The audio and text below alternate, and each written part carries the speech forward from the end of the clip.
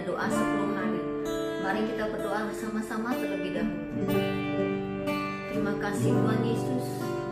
Kami bersyukur buat malam ini. Kami masih bisa bersama dan mengikuti doa 10 hari. Walaupun secara online. Itu semua karena kemurahan-Mu. Biarlah malam ini kami bisa menikmati hadirat-Mu. Biarkan Roh-Mu tinggal dalam hati kami semua. Haleluya, amin. Kita angkat pujian saat ku menyembah.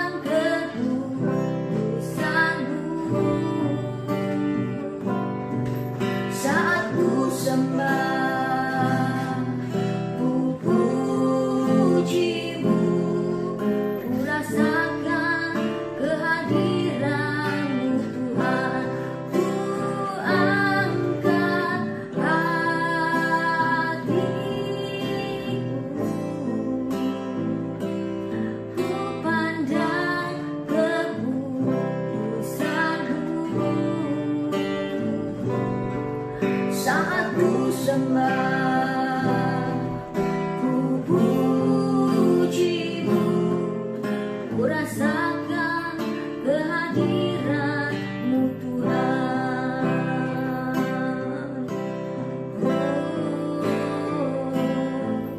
Ku rasakan Tuhan kehadiran-Mu. Haleluya.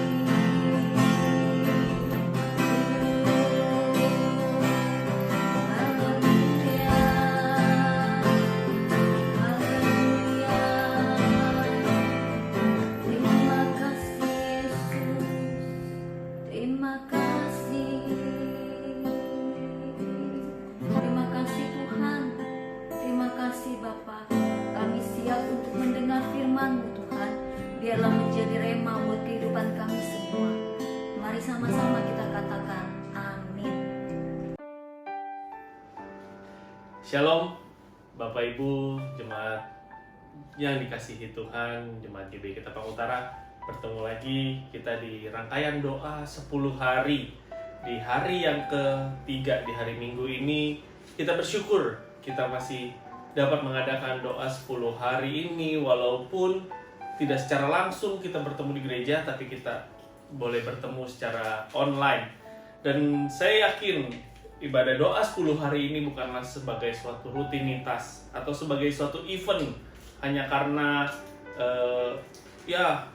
kebiasaan kita doa 10 hari pasti ada atau ada di gereja, tapi ini adalah sebagai sebuah kebutuhan, sebagai kebutuhan kita akan Roh Kudus. Oleh karena itu, pada malam hari ini saya akan coba membawakan firman Tuhan, dan saya beri judul firman Tuhan hari ini yaitu We Need Holy Spirit. We need Holy Spirit, yang artinya adalah kita butuh Roh Kudus. Ya, kita butuh Roh Kudus. Saya butuh Roh Kudus, Bapak Ibu Saudara semua juga butuh Roh Kudus. Oleh karena itu, ayat yang pertama yang saya ambil dari dalam Alkitab ialah Kisah Para Rasul 1 ayat 8. Masih berhubungan dengan tema besar kita bulan ini tentang menjadi saksi Kristus. Ayat ini yang menjadi dasar kalau kita membutuhkan Roh Kudus untuk menjadi saksi Kristus. Akan saya bacakan untuk Bapak Ibu sekalian.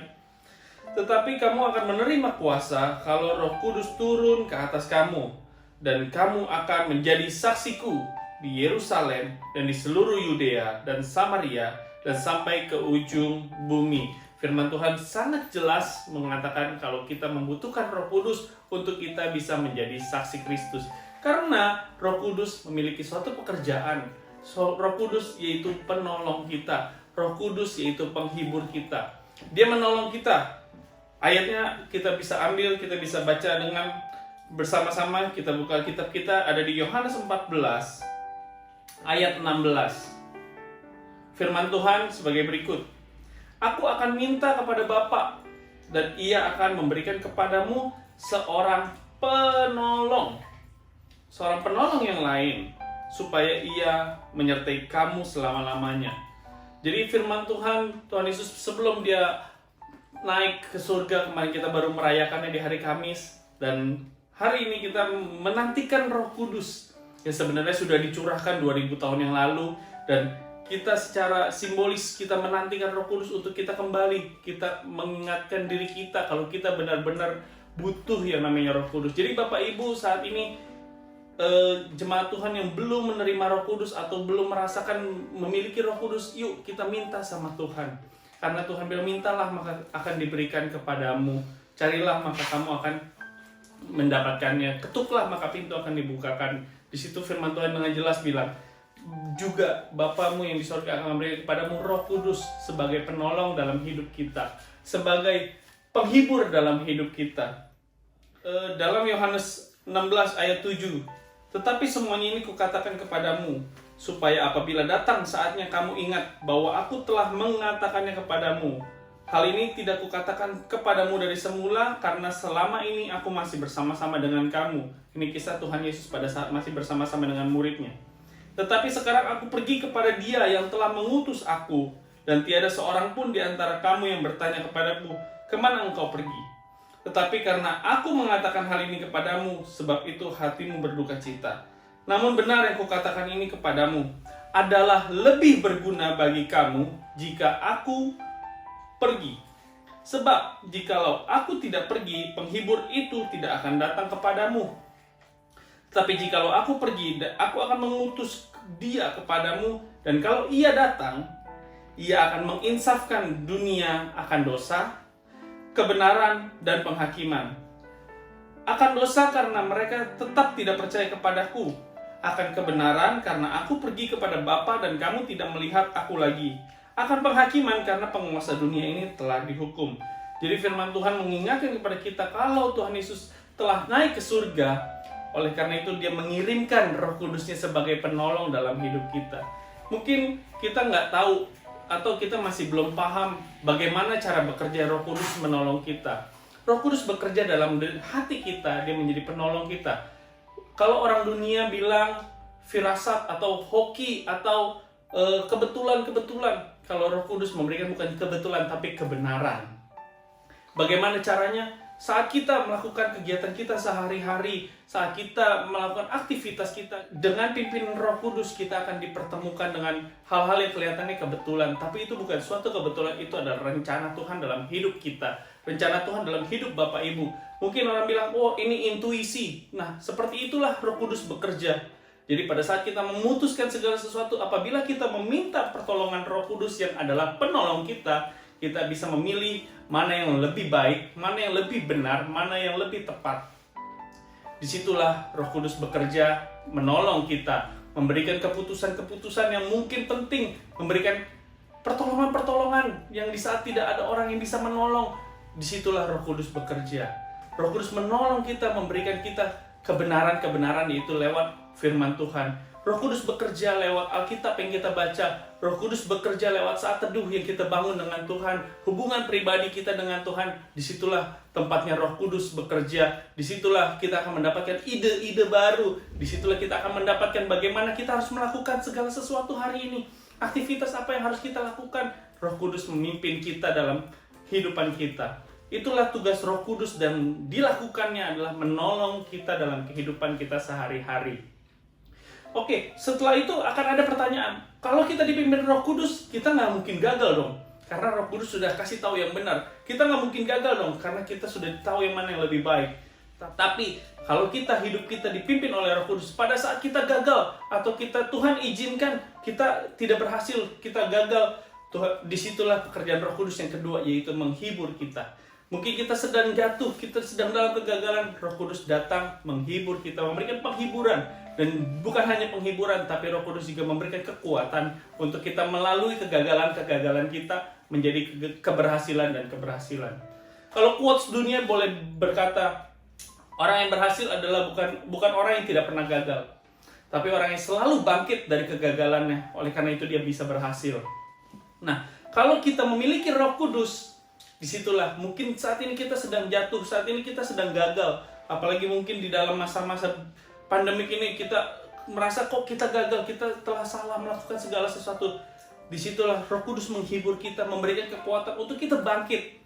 Jadi Bapak Ibu Saudara, jangan lemah. Di saat-saat ini kita butuh Roh Kudus, dan Roh Kudus sudah diberikan kepada kita oleh Tuhan Yesus, dicurahkan kepada kita pada hari Pentakosta, dan kita terima Roh Kudus itu, kita minta Roh Kudus itu menjadi penghibur kita, menjadi penolong kita, menjadi kekuatan saat kita menghadapi masa-masa pandemik, saat kita menghadapi masa-masa kegagalan ini. Dan kita yakin dan percaya bersama Roh Kudus kita akan berhasil. Roh Kudus ialah berarti Roh Tuhan. Di zaman Perjanjian Lama sudah banyak kisah-kisah dari Yusuf, Daud, dan juga Yefta, Gideon. Pada saat mereka disertai Roh Tuhan, mereka berhasil. Mereka melakukan segala sesuatu dengan baik, dan disitulah kita butuh Roh Kudus. Kita butuh keberhasilan yang diberikan oleh Roh Kudus, dan diberikannya dengan cuma-cuma. Hanya kita meminta pertolongan Roh Kudus.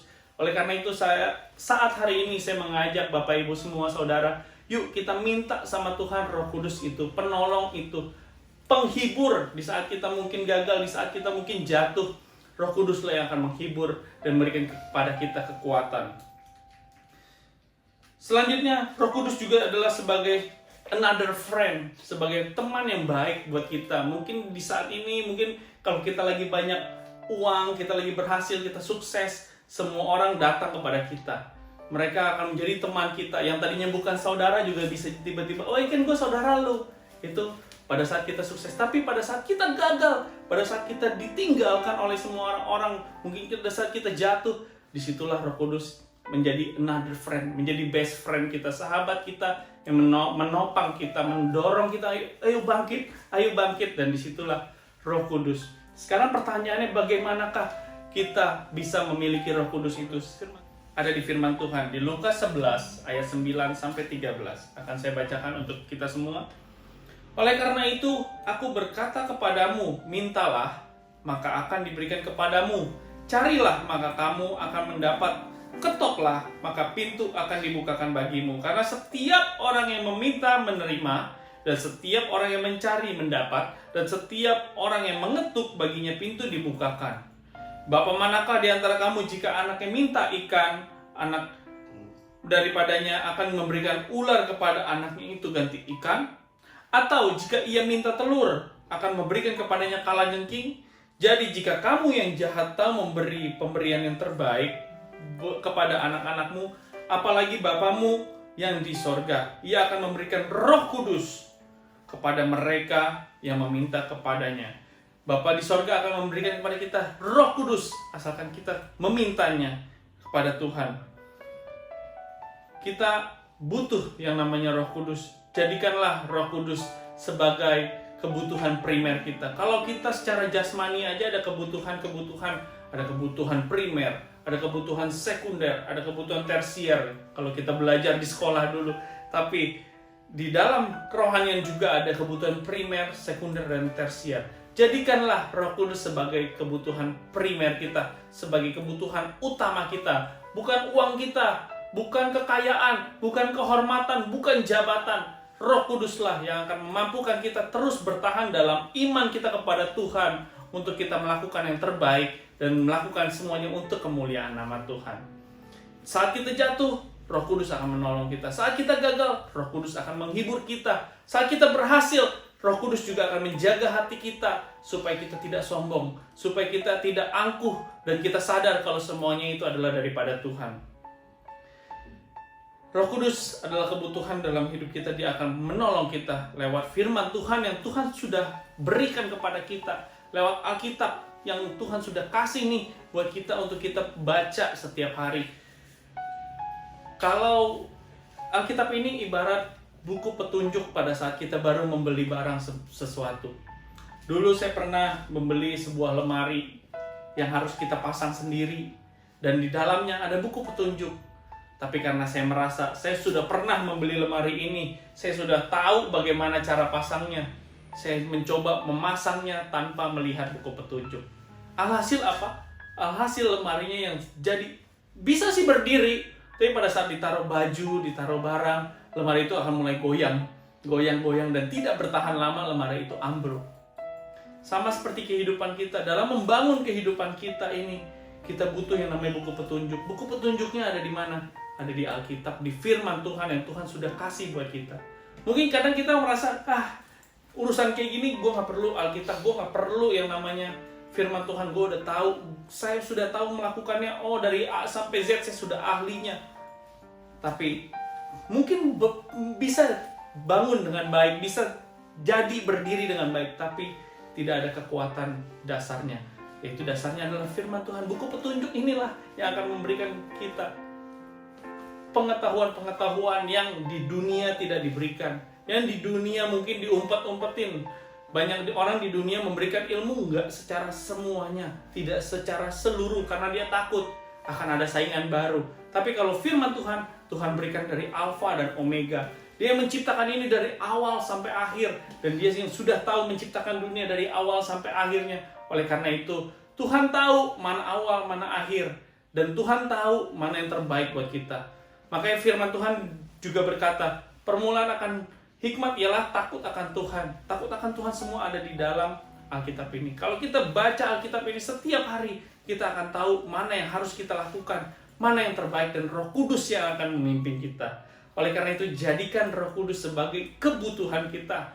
Bukan hanya keharusan membaca Alkitab, tapi kehausan untuk selalu membaca Alkitab, merenungkan firman Tuhan, bangun hubungan pribadi dengan Tuhan supaya Roh Kudus bisa bekerja dalam hidup kita dan memberikan yang terbaik buat kita. Firman Tuhan telah selesai, dan saya yakin kita semua mau menjadikan Roh Kudus sebagai partner kita, menjadi best friend kita, menjadi sahabat kita yang selalu menolong kita. Dan saya berdoa untuk Bapak Ibu semua boleh menerima Roh Kudus, menerima lawatan Roh Kudus dan dipimpin oleh Roh Kudus. Saatnya ini kita buka hati, kita minta kepada Bapa yang di sorga kalau kita membutuhkan Roh Kudus. Mari kita berdoa. Tuhan Yesus, terima kasih. Kami bersyukur ya Tuhan, kalau Engkau sudah memberikan yang terbaik kepada kami. Engkau sudah memberikan penolong yang lain dalam kehidupan kami, dalam kami mengarungi kehidupan ini. Bahtera kehidupan kami yakin dan percaya Tuhan, ini tidak mudah. Tapi kami yakin dan percaya bersama dengan Roh Tuhan, bersama dengan Roh Kudus, kami akan mampu melewatinya, kami akan mampu berjalan lebih baik, lebih tinggi, dan kami akan terus naik bersama dengan Tuhan. Dan kami yakin Tuhan, segala yang kami butuhkan Engkau sudah berikan, segala yang kami perlukan Engkau sudah berikan lewat Roh Kudus-Mu Tuhan Yesus. Saat ini Tuhan, kami memohon Tuhan, kami meminta Roh Kudus itu memenuhi kami semua Tuhan, supaya kami dapat melanjutkan hidup kami dapat hidup sesuai dengan kehendak Bapa, kami dapat hidup di dalam track-nya Tuhan. Nggak mudah bagi kami Tuhan, karena daging itu lemah, tapi kami yakin bersama dengan Roh Kudus, bersama dengan Roh Tuhan yang ada dalam kami akan selalu bisa hidup di dalam track-nya Tuhan, hidup di dalam jalur kehendaknya Tuhan. Terima kasih Tuhan Yesus untuk Roh Kudus-Mu. Hamba berdoa ya Tuhan, setiap jemaat yang menonton video ini boleh diberkati, setiap jemaat yang menonton video ini boleh mendapatkan Roh Kudus dan memimpin kehidupan mereka semua, dan mereka boleh hidup dipimpin oleh Roh Kudus dan boleh menang bersama-sama dengan Tuhan. Terima kasih Tuhan Yesus buat Roh Kudus-Mu. Hanya di dalam nama Tuhan Yesus Kristus kami sudah berdoa dan mengucap syukur. Haleluya. Amin. Sampai jumpa di besok hari yang keempat. Tuhan Yesus memberkati.